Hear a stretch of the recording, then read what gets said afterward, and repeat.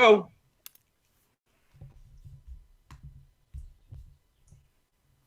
welcome to Fuzzybutts and Friends. Well, I'm not nearly as cute and lovable as the infamous Fuzzybutts, but I'm your host anyway. Luke Robinson, your big dog. Well, before I say hello to my co-hosts, I just want to remind everybody that Fuzzybutts and Friends drops every Tuesday. I try to get it by noon Eastern time. We have a YouTube channel that you can watch the video. That's our YouTube channel is fuzzybutstudios.com and .org. We're also listed now on most of the big podcast platforms. I know specifically we're on Apple. We're also on Spotify and iHeartRadio as well. So that's every Tuesday, noon Eastern time, we drop a new episode. So let me introduce my co-pilot every week. Well, most nearly every week, unless she's not feeling well. Ginger Morgan. She's the executive director of the Puppy Up Foundation. Ginger, how the heck are you today? I am doing well. We've got this crazy weather. One day it's spring, one day it's fall, one day it's winter. So I wish the weather would be perfect and back to spring. And then we can all get allergies from the pollen in the air and then we'll all be fine, right? Yes, we'll get there. You know, the one thing I got to say is that the changing of the seasons, I used to dread them because Hudson was so sensitive to allergies, and we no longer have him with us. So I don't dread the changing of seasons so much anymore. Didn't mean to start the podcast on that sad note, but anyway, Hudson's always been with me, and he was Fuzzy Butt number 3. So he's so much a part of the show. I'll tell you what, who's also so much a part of this show, really, if you think about it, Ginger, is Lisa Spector. She's actually our first guest on Fuzzy Butts and Friends from Walk 2. And for that reason, and for so many, many more reasons, I'm happy to welcome our guest this week on Fuzzy Butts and Friends, Lisa Spector. Lisa, how are you? I'm great. Even better now that I'm here. Thanks so much for inviting me, Luke and Ginger. God, it's so great to see you. You look healthy and happy, and boy, it's been a while. So let's talk a little bit about how our paths connected, because it was through Fuzzy Butt number 2, and I'm sorry, number 3 and 4. I met you in Half Moon Bay on the walk 2. Is that correct? Exactly. Yeah, that's where we met in person, and we had done that interview. I don't know what year. I don't know where the years go, but a couple years before that. That was, gosh, 2014 was when I did walk 2. So basically, so for those people who are not entirely familiar yet with the history of your big dog, I've done 2 walks for canine cancer research for the 2 great Pyrenees I've lost to cancer, Malcolm and Murphy. And so walk 2 was the entire length of the West Coast. We started Hudson and Indiana, and I started up on the Canadian border in May of 2014. So we need to celebrate that this year. And we made our way not on the Pacific Coast Trail like some people thought. We actually walked somewhat insanely and crazily on the Pacific Coast Highway. And Lisa, as you know, boy, that highway, it's tight in some areas, right? I am so glad you made it through safely. Yes. Man, Yeah. I got to tell you, it's taken me this long to really get back on the road. I still have nightmares from the West Coast walk, because there were some of those crazy switchbacks on the Pacific Coast Highway where, you know, you have barely 2 lanes. You have razor thin shoulders, and we were walking on the Pacific side, basically the ocean side from north to south, in the recreational time of the year. And so we were constantly being pushed to the cliffside of the Pacific Coast Highway by RVs and boaters and so on and so forth. But man, it was so beautiful. And I tell you what, Lisa, you really also made the West Coast walk such a beautiful experience. And so it's great to have you here. And are you still in Half Moon Bay? I only moved after staying in Half Moon Bay for 32 years. I moved about 6 weeks ago. I'm somewhat in the area, but no, I moved away from the coast. But the coastside's beautiful, and we'll get to talking about dogs. But it blew up during the pandemic, and it got so busy in traffic and people. And I'm in the country. My neighbors are horses and cows, and did not know I was a country gal, but I'm loving it. Well, that's a good way to start. Let's talk about your history. And I love your history, and I know it because actually, I did want to gloss over this. We met in person on walk two, but our paths actually connected and intersected before that. Correct? Correct. Yes. Yeah. Yeah. You actually, I knew about. Heck, I've known about you for a long time, and your music was so beautiful. And actually, another. Oh, I hope I don't cry about this. Another important part of history is that I played your beautiful music for Murphy when he was at the end and he was passing away from cancer. So your music serenaded Murphy in his final weeks. So, boy, I'm starting to podcast crying. Wow. I'm deeply touched. There's no crying in podcasts, is there? And it seems like I'm breaking that.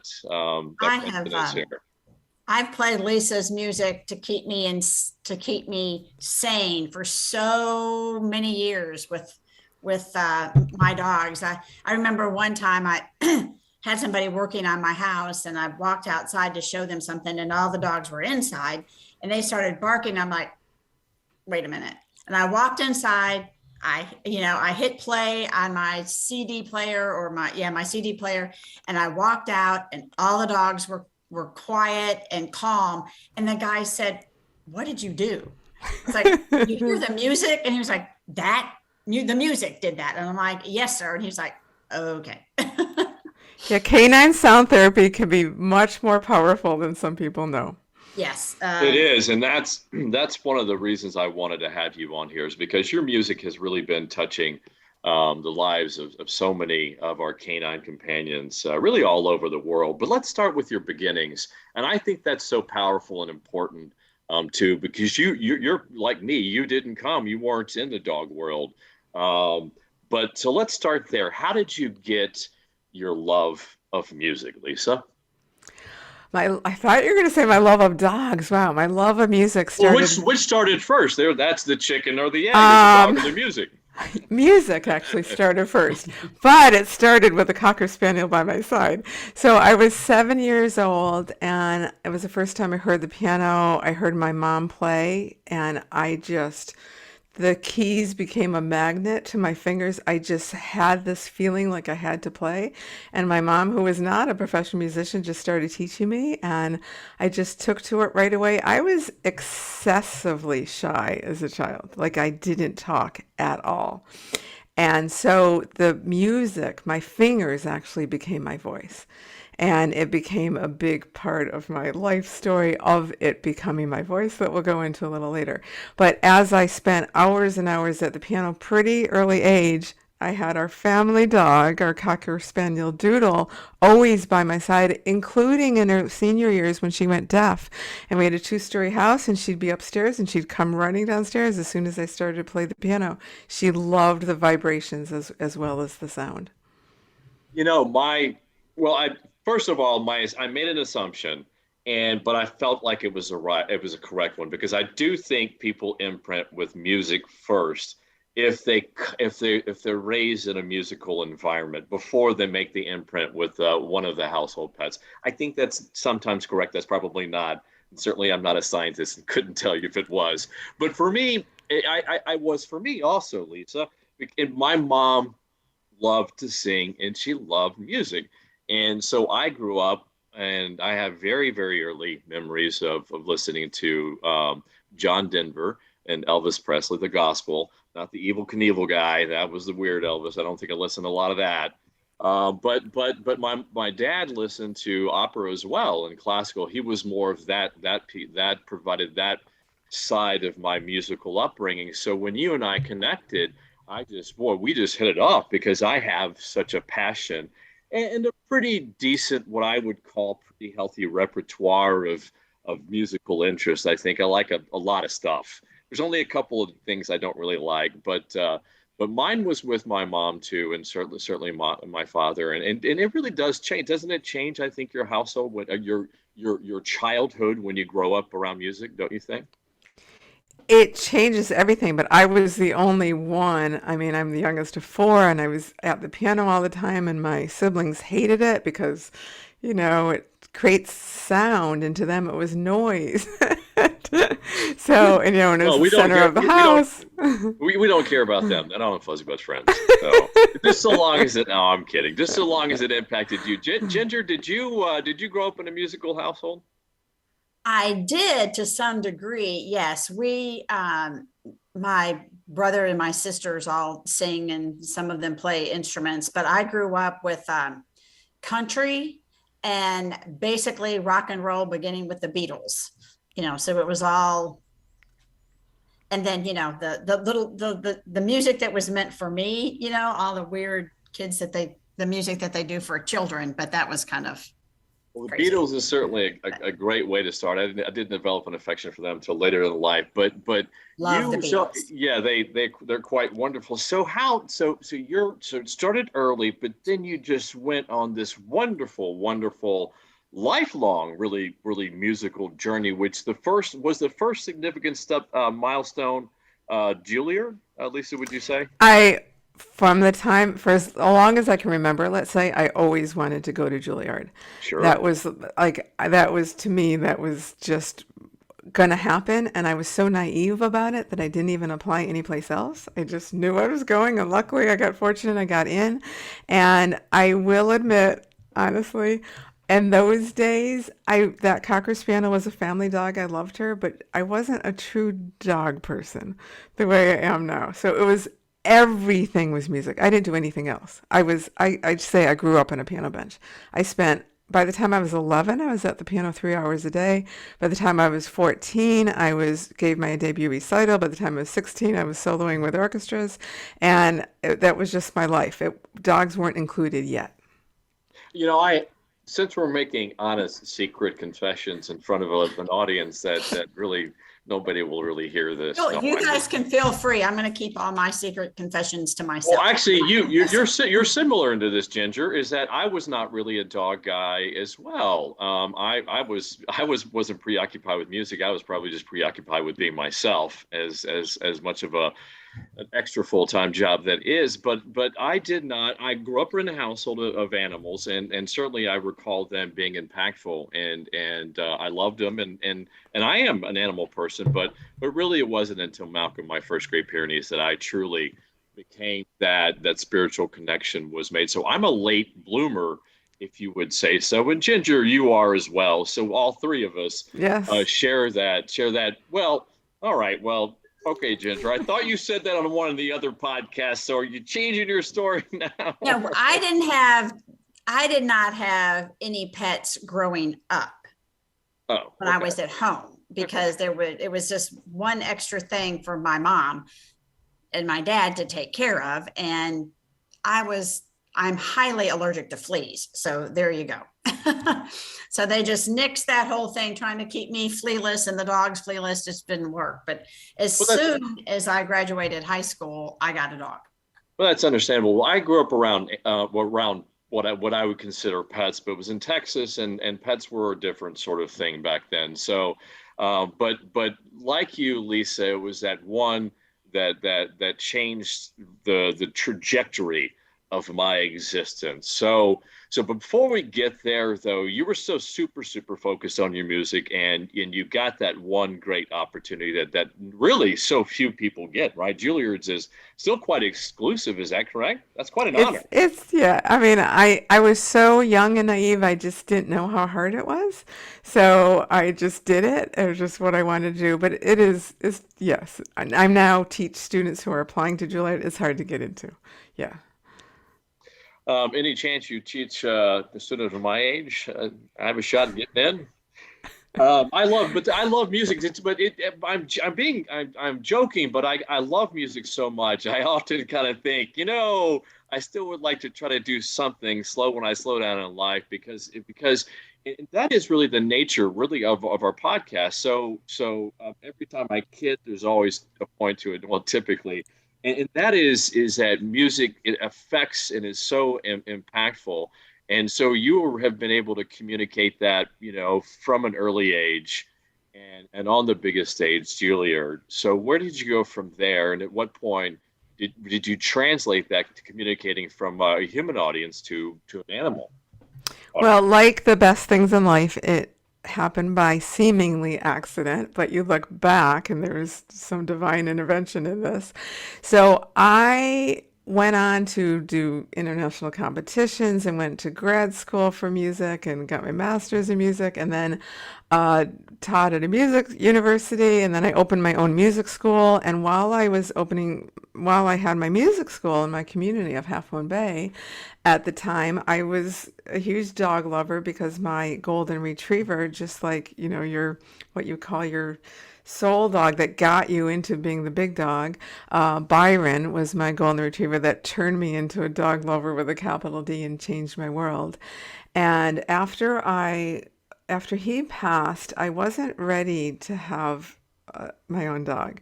I needed healing time. So I decided to volunteer as a puppy raiser for Guide Dogs for the Blind. And I thought, oh, this will be fun because I'm not ready for a lifetime commitment to a dog. I'll just have a dog for a year. And then you pass them on to guide dogs, and it's not really your dog. Well, at the time, my dog, my puppy, my 4-month-old puppy was Sanchez. And Sanchez was very rambunctious, as most 4-month-old puppies are. When you see guide dogs, they've gone through a lot of training and they're calm by the time you see them trained. But as puppies, they're rambunctious. So I also had a 4-year-old class at my music school, and they'd come in wild and screaming and yelling and want to play, and I wanted them to focus on their lesson. So I started experimenting with different kinds of music, different kinds of classical music, what would work to calm and focus the 4-year-olds. And I found the right prescription that worked, that the 4-year-olds in a minute were focused and ready for their class. And I look next to me, and the 4-month-old puppy, Sanchez, is snoozing. I'm like, great, I've got the kids centered. I'm really onto something with the dogs. So I started looking around and saying, how much research has been done? Could I actually create music that would not only calm dogs, but relieve anxiety issues? I had no idea. This was in 2003. No, yes, this is in 2003. So this is a long time ago. I had no idea that my Julliard degree was about to go to the dogs. That's incredible. I think like I said earlier, it's so fascinating is that the trajectory that we have that gets us to where we are when our life suddenly look around and it's all about the dogs, all about our companions.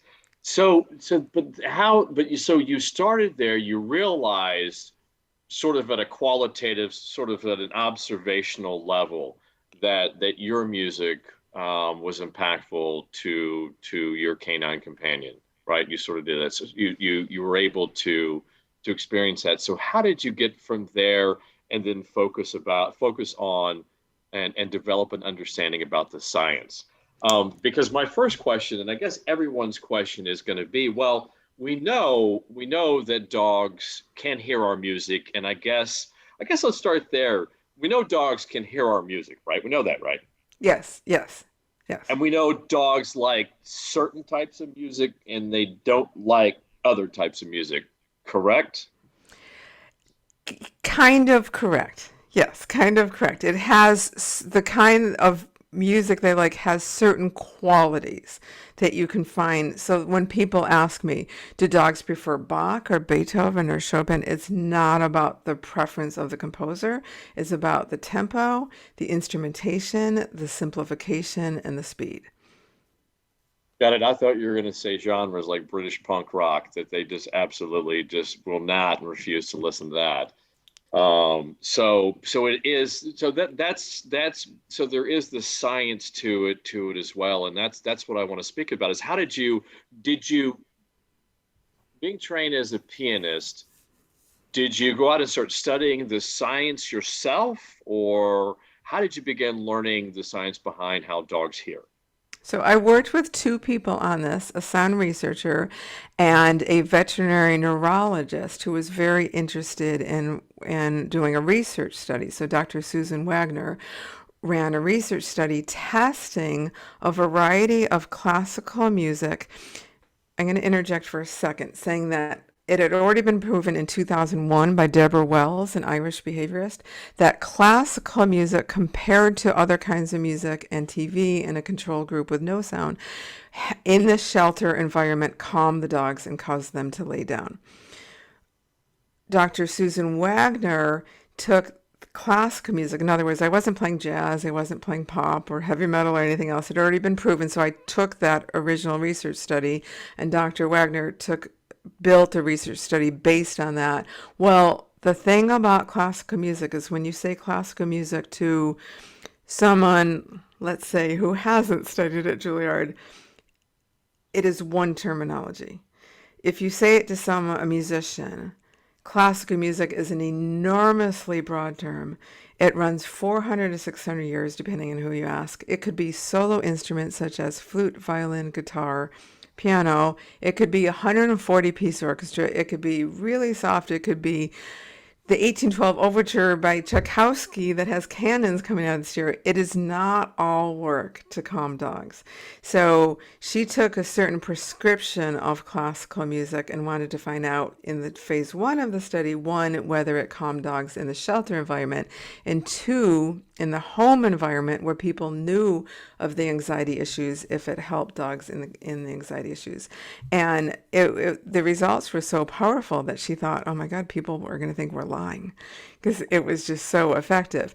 Now, that was a long time ago. That research study was done in 2005. There have been at least 10 to 12 research studies on the effects of music and sound on dogs since then, and all have varying different kinds of tests and all have varying different kinds of results. So the original music and the company I founded, I was the co-founder of Through a Dog's Ear, we went on to develop 16 albums based on those principles. But in the process, other research since then has come along and said, well, classical music that doesn't have the alterations and doesn't have some of the things that I used to do with my previous company is actually more effective at calming dogs and relieving anxiety issues. So my newest album, I say that it's designed for both ends of the leash, because as we live in this modern time, we know how much stress those of us who were fortunate enough to survive the pandemic know how stressful that was and how much our anxiety is at its highest. And the same is true for our dogs, because in 2020, a research study was done showing that 72.5% of dogs live with anxiety issues. And I believe that number is small, because I believe most people don't know when their dogs have anxiety issues.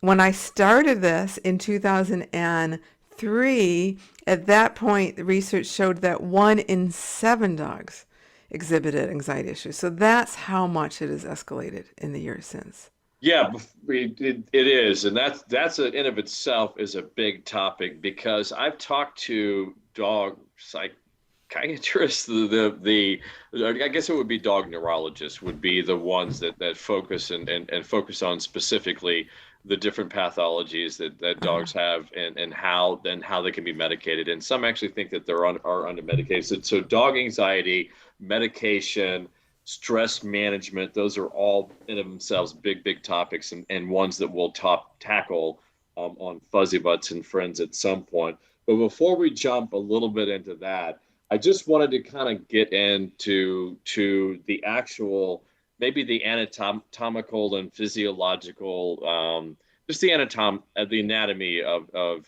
dogs' hearing. So what is a dog's hearing range? How does that differ from humans? So dogs hear, I'm not going to go too technical into the hertzes. I just did a PowerPoint for something I'm presenting at later today, but just generally in Cliff Notes.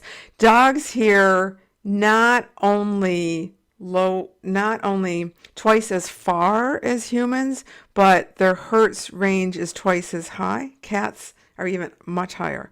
So dogs will often be stressed by something in their environment that you may not hear. They might hear construction down the street that you might hear because they're hearing a farther range and they're hearing a far increased frequency.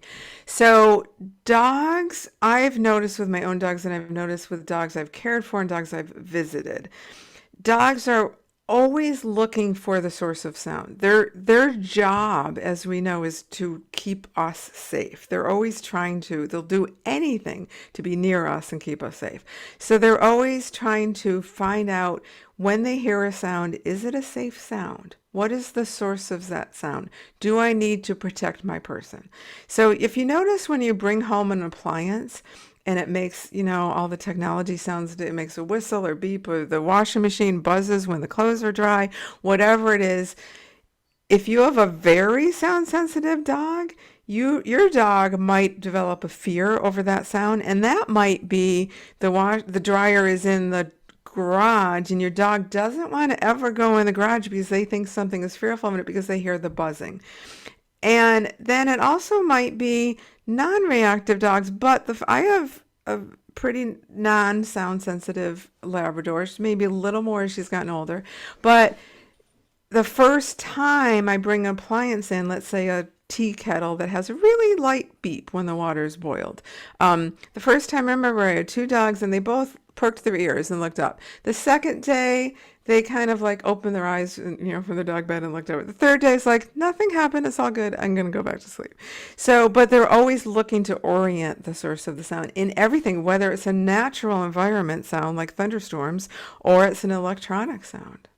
This is just another really important area to go into. And I have to stop this is so non-scientific, but I have is a real world experience, personal experience with this because, I've lived in a tent. I've been on the road with my dogs through both walks, well over 800, I think, days. I think it's over 3 years. And I would say over 50% of those were spent in tents. And as you can imagine, Lisa, is that the 3 Pyrenees that I had traveling with me at the time, they were the sentinels for me. They kept us safe, me safe at night. And it was so fascinating to observe and firsthand, personally, their hearing acumen and the degree of sensitivity. And also the level of what does bother them and what doesn't bother and what does not alert them. So for me, it's fascinating. You've got somebody with you. I see somebody by your side. Who's the fuzzy butt with you? We have to Can stop you see it. Gina? Who's that? This is Gina. Gina. Hey, Gina, how are you? There she is. All right. What kind is he for the people listening from the podcast? What kind is she? Gina is a soon-to-be 13-year-old black Labrador Retriever. She's my miracle dog. She's still running agility. She has 2 agility championship titles. She's running veteran, so it's really low height, 10 inches lower than her career height. But those ribbons you see in the back are hers. She's got more initials after her name than I do. Congratulations. Wow. Congratulations. My boy Grayson and Indiana have zero medals. But they're great kids anyway. But going back, Luke, to what we were talking about with the different appliances, Indiana cannot stand to hear somebody get a text message. Your phone, it comes pre-programmed with some ding, ding, and it drives him crazy. And he jumps up and he gets very agitated. I'm glad you brought that up, Ginger, because it was in my one of my notes to point out, but it sort of moved on. But it's so important because we were at one of the conferences, I think it was VCS, and people all over had the chiming on their cell phones, and it drove him nuts to the point that he would bolt and went straight from the elevator. He had to leave, and we had to take him out of the convention area. He was done. And we just can't understand. So there are dogs that are so hypersensitive to certain sounds, and so how do we get from the hearing range? Again, I'm not a scientist. I'm sure everybody's figured that out by now. But how do we get from the hearing range, that the differences in the hearing range is the acuity, and then dogs and their particular, do dogs then sort of have a preference for particular types of instruments? I'm sure, correct? Yes, I want to backtrack just for a second about the pings and the sounds and the electronics and the fear around that. I do invite your listeners, I have a podcast episode on this actually, to really take a sound survey of their household. What sounds are in your control? There are a lot of electronic sounds, including appliances, where you can shut off. It asks you to, do you want a beep going on when the clothes are done or the dishwasher is done or whatever it is? Like anything like that, shut off. Anything you can diminish the volume on, I suggest do. But before you do that, you got to be aware of what's there. So sit quietly, have a notepad, sit on the sofa, and just listen to the sounds both inside and out. And whatever is in your control, I really do invite listeners to really take control of that and diminish or delete what you can. Boy, that's such a brilliant point, Lisa, because I have a hypersensitive mind, or I have a mind that my synapses are always firing. I always am involved in pretty high level thinking. And as a result, there are times when I'm super sensitive to sounds, and and so I have to be very careful and cautious about ambient noises around me, particularly when I'm doing something analytical and I have to perform at a pretty high level. So that's got to be, because dogs are much more sensitive to sounds, that's got to be doubly, if not triply, that's not even a word, true, correct? Absolutely. And sometimes, just like you were talking about, I think you said more recently, I'm going to say for myself, as I mature, the same thing happens. That's why I'm loving living in the country, because I don't hear any sounds except nature sounds. And it's like I just get my best work done. I'm not interrupted by sound. I just love it. And I have to say, it's as my dog matures, and it's very common, as dog matures, this dog had no anxiety issues when she was younger. And I wouldn't say it's even, it's very low level, but I'm just aware she is much more sensitive to sound than she ever has been. And that's really common for dogs middle-aged to seniors to start to be more sensitive. She is a dog she comes from guide dogs, so she was career change for dog distraction. In other words, she wanted to play with every dog she saw. Now she doesn't. She gets really protective. She's like, I need my space and I want to be alone a couple of days with you, and then maybe I'll play with you. That's very much that's why I said I create music that's designed for both ends of the leash, because I'm aware as I mature, I'm so much more sound sensitive too. I love that you love country living, because so many nights in the tent, which was, gosh, well over a year and a half of, I called it the music of the night. And it's like everything would serenade you, from everything from the frogs that would croak in their deep throaty voices, to the cicadas, to just, it really was a symphony. If you think about it in terms of a symphony, I know you and I are speaking the same language. You've got your winds, you've got your reeds, you've got... Yeah, the birds are the winds and the flutes. And yeah. Exactly. We're nerding out a little bit, but that's what we do here at Fuzzybutts and Friends. It's so cool, because I can't, and I got to be honest, Lisa, I can't wait to get back on the road and walk 3, because I'll be in the tent for 10 weeks, and the majority of that, if not all of that. And I'm looking forward to it, because it's so peaceful to me. And so long as I've got my kids with me and stress-free, then I sleep very, very well. I sleep with one eye open, but I sleep pretty well with them with me. But the other thing that you mentioned, Lisa, what I think is equally, if not more important is the stress factor, because life for us on the road is so stressful because, in all seriousness, well, as certainly I was talking about as it pertained to the West Coast, is that there were so many times that, we almost got hit, and that is so stressful, and that stress translated from me through the leash to them. And so part of my job in the tent at night is to de-stress them out.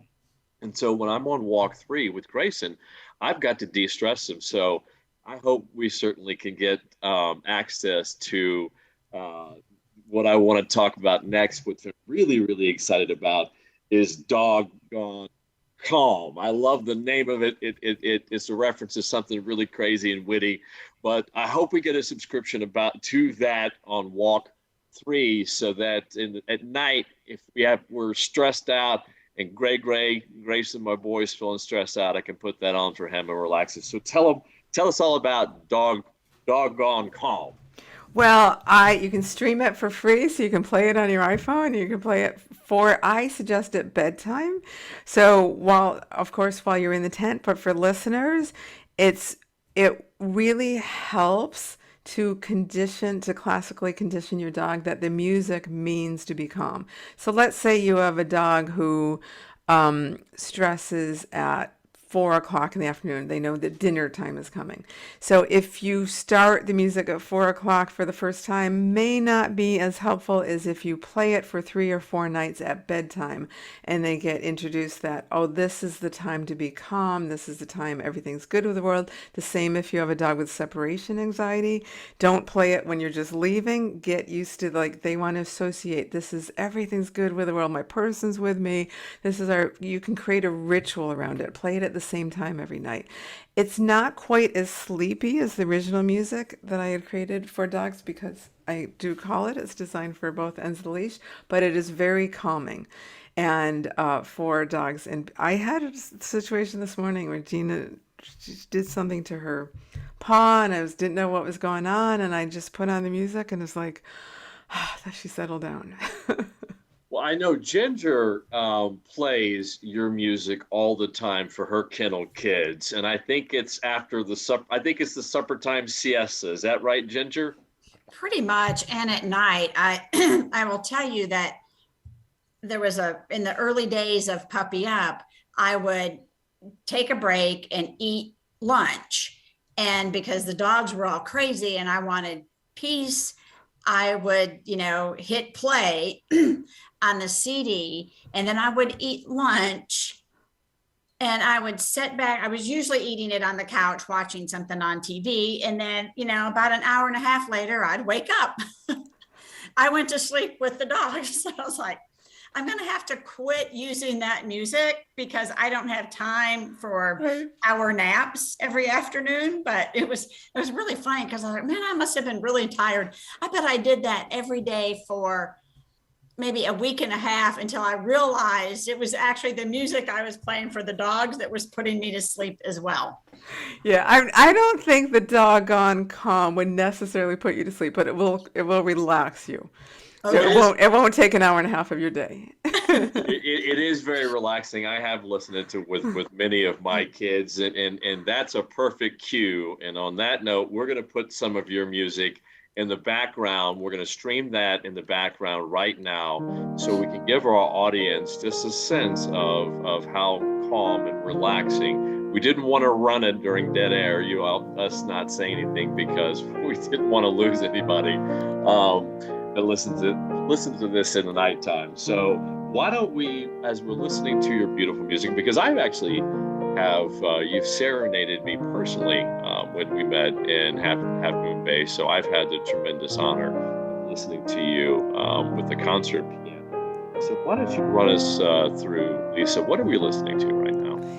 This is an arrangement that I created of Vivaldi Four Seasons. So if you've heard the original Vivaldi Four Seasons, it's for strings, string orchestra plus violin soloist. Now, those instruments, a violin is a beautiful instrument, but it's high frequencies. Research shows that lower frequencies calm the canine nervous system. So I don't want to interject too much. I'll just do the cliff notes of this, but in 2017, I had a bad fall and I ended up breaking my right hand so badly it needed 4 surgeries over several years. And I was told I would never play piano again by my first hand therapist. I did not stay with her. I fired her, went on to 186 hand therapy sessions with a new hand therapist. Years later, I am playing piano with 2 hands, and I'm very happy about that. But in the short term, while my right hand was in a cast, I started learning music for left hand only. It's been a couple years then doing performances of left hand only. And one of my first thoughts was pulling up the research knowledge I had that lower frequencies calm the canine nervous system. Well, what does my left hand play? It plays lower frequencies. So I made this arrangement. It's the it's the theme song for my podcast, my Zen Pet, and it's the first track of music in Doggone Calm. So it's an arrangement of the slow movement of Winter from the 4 Seasons, but for left hand only. And while listeners, I know it'll be in the background, but I think even then you'll notice maybe your heart rate will slow down a little, and probably your dog is doing the same. I'm not sure if you know this, but Vivaldi is my favorite composer. And I have all of his violin concertos. And even though some people say, his critics always say it's not 101 different concertos, it's the one over and over again in different ways. But I love Vivaldi so much, and more specifically, as it pertains to the beautiful 4 Seasons, the conductor Shlomo Mintz. Shlomo Mintz is the way he conducts I think it's the Israeli Symphony Orchestra. I think that's correct. My apologies if I got that wrong. I think it's the Israel Philharmonic, yeah. Philharmonic, that is correct, but I'm not sure if he's still the conductor there. But I have all of those CDs, don't have them anymore. But just Vivaldi is so beautiful. So I'm not sure if you I did not know that. I did not know that. Oh, you're on my good side now, Lisa. Like I said at the beginning, the best things in life happen by seemingly accident, but they're divine intervention. I'm promoting this podcast every day because I get to nerd out and I get to show off my knowledge. But I have to credit my father, my parents for turning me on to opera and classical music at such a young age because it's so powerful. So inspiring, and it's great to hear that. It makes sense that that's the style of music that speaks to our canine companions the most. And so let's segue now into what you were talking about just a second ago. That's also equally exciting. That's got me excited as well. And that is my Zen Pet. So you just gave us a teaser. So tell us all about that. So my Zen Pet is all about creating music for pet stress that also benefits people. The podcast is a micro podcast. It's really short episodes, usually under 10 minutes, and not interview style yet, though I may be going to that in season 2 that opens soon. And it's the first podcast with music for pet stress. Congratulations. I think I glossed over but there's a lot, and my apologies. So anytime if I've left something out, but you've actually, before we go into your new podcast, congratulations on that, and whatever we can do, Ginger through Puppy Up, to help you be successful, because we're huge fans of yours and your lifetime, your work. But before I jump in to that, did you say you were in season 1 in My Zen Pet? Is that correct? I finished season 1 at the end of 2001, and I will be launching season 2 in May of this year. Yeah. How long? And that's available. Where's that? It's on all the podcast platforms, Apple, Spotify, all of them.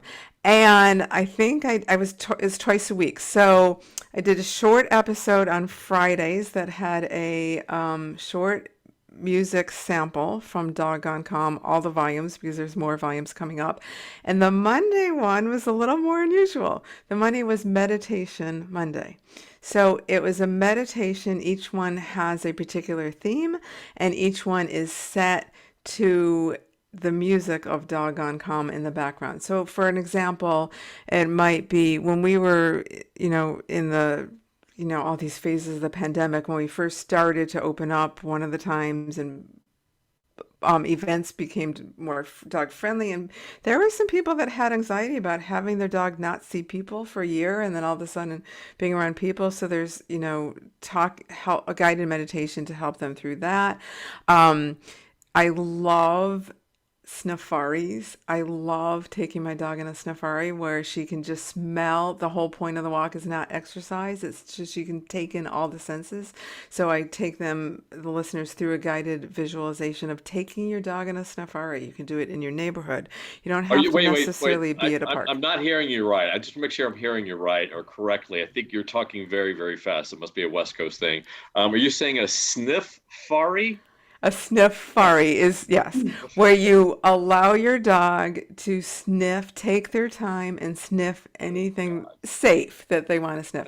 It is a way to provide canine enrichment to them. And I will tell you, they will come back more tired out than a long walk. It's not about the miles. I mean, I know you're doing big miles, but that's tiring for your dogs.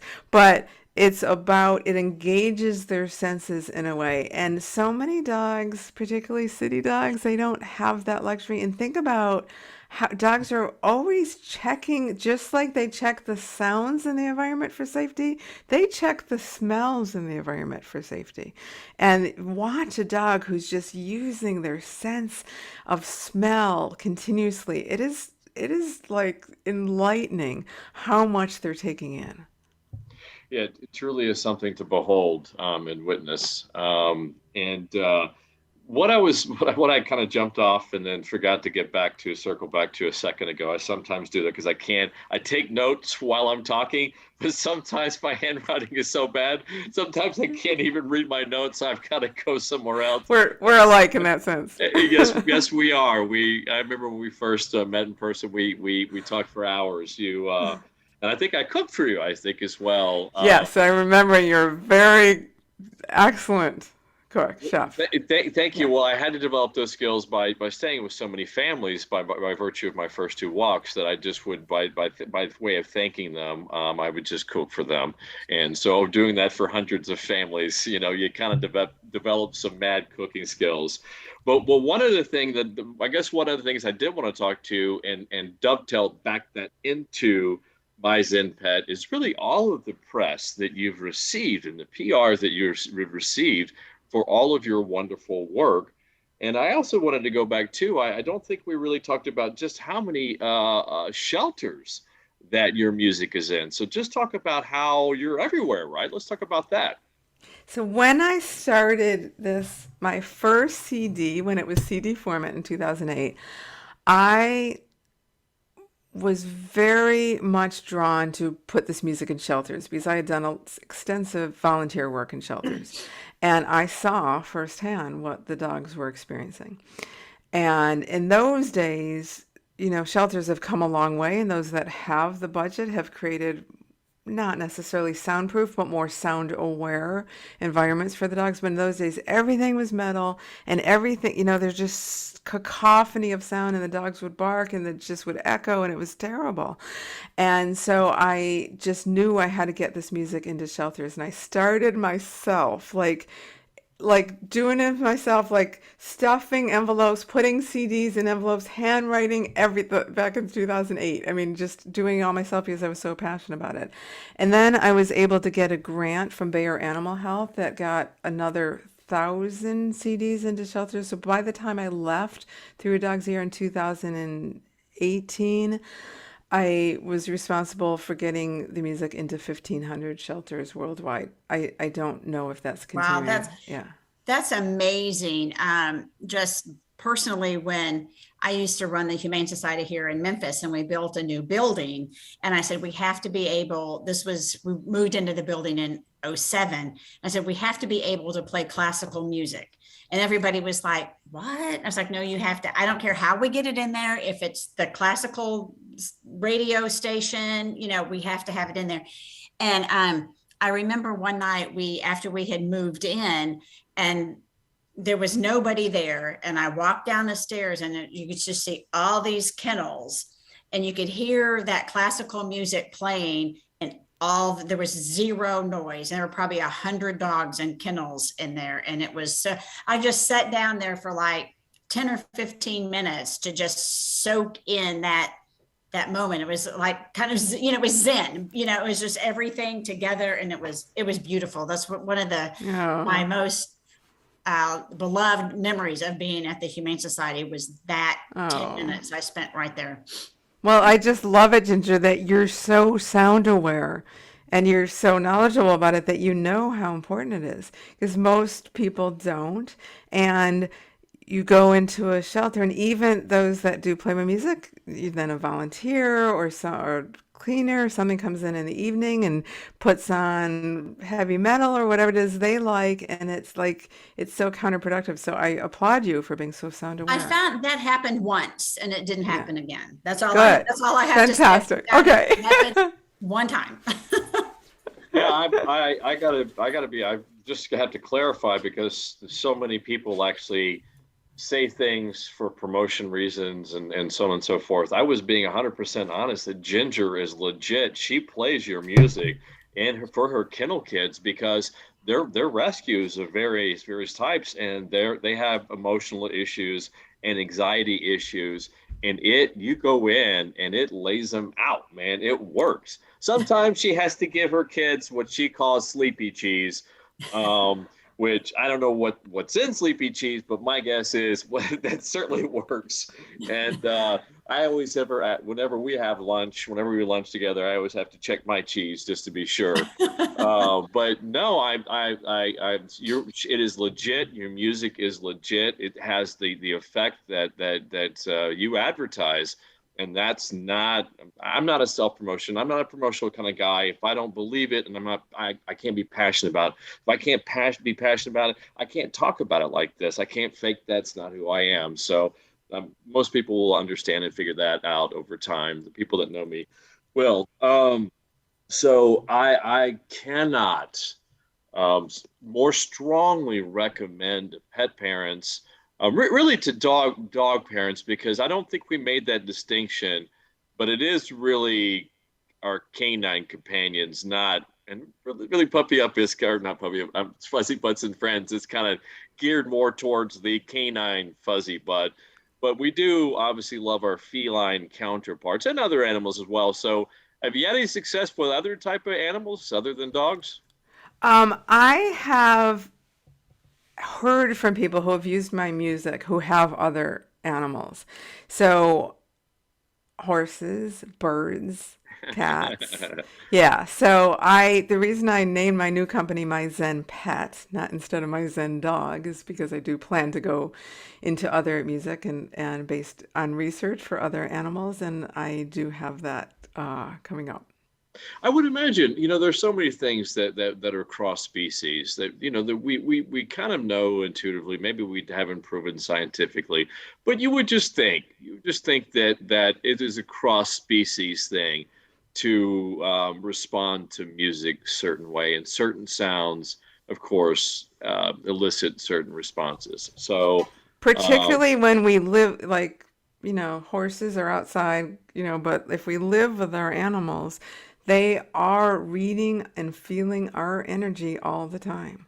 So it's really important, not only what I put in my sound environment for me, but also for our dogs.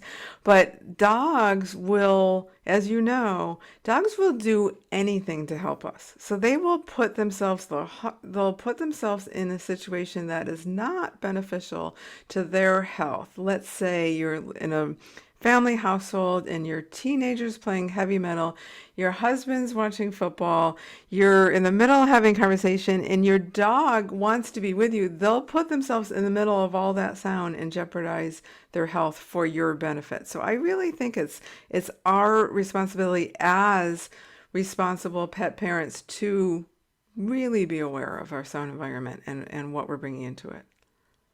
That's perfectly put, Lisa.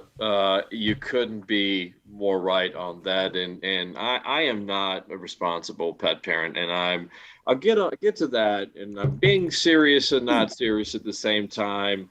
But I certainly am a very critical person of myself because I want to speak to my experience personally, and that is I recently adopted Grayson, and he comes from an abused environment. Grayson's my three-legged Great Pyrenees. He's going to be my companion on walk three, and God darn it, man, they did him some serious harm. Lisa, they neglected him to the point where I'm assuming he had some type of injury and then an infection on his leg, and it festered, and then they had to amputate it. And that's when I fostered him, and somehow he sold himself on me. I still haven't figured that how he pulled that scam off on me, but he did, and it It was a worked. foster failure. But I got to tell you, in seriousness, because this is something that really bothers me. It is, and I have a tough time with it because my boys previous to him didn't have his hurt. He's hurt bad. They hurt him bad, and they must have done some other things because I like to cuss. And I'm a passionate guy. I speak very loud. I scare most people when I talk, but I have a patent leather, vocabulary, and so I like to cuss. And anytime I do, it scares the heck out of him, and so I can't even cuss really. And he will. I'm going somewhere with this. Is a very important. I will say specific curse words, and he will run out of Mhm. the room. Unbelievable. Unless Ginger's there. Ginger's some sort of weird buffer, and I don't hurt him. Obviously, it's somebody vocalize some abusive thing towards him, and he's hypersensitive to that. So I need to personally start using your music on it. I kind of get to the point where we haven't had our time together. So Grace and haven't had our bonding moment yet. We haven't had because we were sort of bonding, and then Hudson passed away, and then I've been sort of emotionally unavailable. So I'm hoping our time together in the Mhm. tent for 10 weeks will help us bond. But before that, I'm serious. What I'm going to do is certainly listen to the go online and listen to the Doggone Calm, and as well as the My Zen Pet, and start experiencing that with Grayson, because I want to see if it certainly calms him down, because he's very, very hypersensitive to sounds and noises. So I don't want to know what the heck they did to him, but he's abused, and it's heartbreaking. Well, I will tell you, the more sensitive the dog, generally the faster the music works and the more powerful it is. So you have that going for you. And, I commend you. You're aware of this. We're all always trying to be better pet parents. There's always something we all can improve. So I'm glad you're looking at that and create a ritual around it. Like put it on at the same time, set it Well, in your that's why phone. Yeah. thank you. But I do. I'm like most pet parents. I beat myself up 20 times a day of things I'm not doing better. I'm not bathing them or grooming them as they're blowing the coat more frequently. I do. So I appreciate that you're aware of that. But that really is kind of why that's the premise for Fuzzy Butts and Friends, for us to go through all of these things and all of the and be reminded of them as often as we can be, and the importance of music, because you're right. I do believe that your music could be help heal, or not heal, but bring our partnership, our relationship closer together. So I will give it a go. So on that note, how can other pet parents, Lisa, find your beautiful music and experience your beautiful music? So everything is on myzenpet.com. There's a link to streaming. If you don't stream, there's a link where you can purchase the digital download. There's also a link to where you can join the wait list to my new club, the Doggone Calm Club.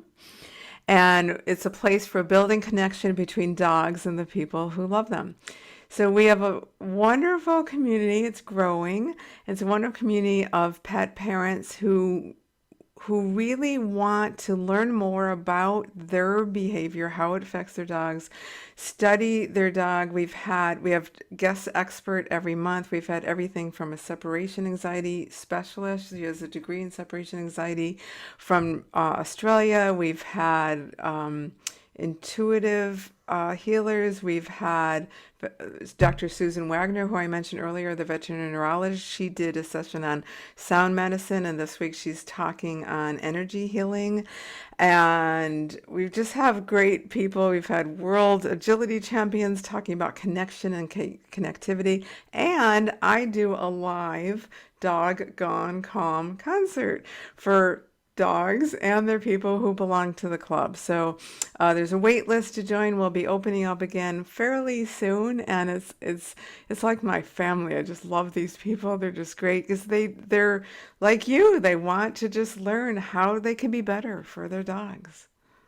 Absolutely. Well, congratulations on all of your successes. You truly have been a friend to the Fuzzybutts, and you're always welcome back here to talk about whatever you're working on. If you have something you would like to promote, you're certainly welcome.